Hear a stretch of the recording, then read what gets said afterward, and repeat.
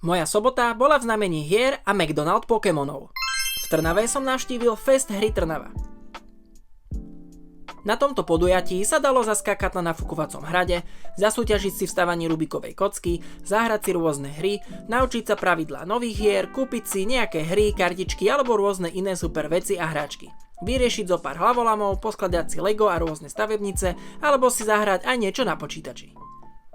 My sme si skúsili hru Mycelia a myslím, že si jednu doprajem aj pre seba domov, lebo bola fakt super. Ďalšia zastávka bol McDonald. Konečne som sa aj ja dostal na lov McDonald Pokémonov a keďže celý deň so mnou trávil Šimona Sasanka, tak sme si dopriali 7 Happy Mealov, čiže dokopy až 28 kartičiek. A samozrejme sme sa držali vianočného pravidla. Najprv večera a potom darčeky.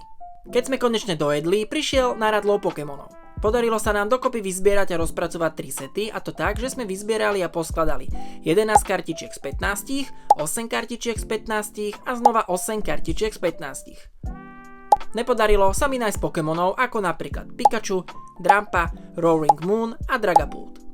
Každopádne sa budem snažiť tento svoj set dokončiť, kým Pokémoni z McDonaldu zase nezmiznú. Z tohto krásneho dňa som si odnesol aj túto super novú čiapku a nedopatrním aj túto pokutu za parkovanie.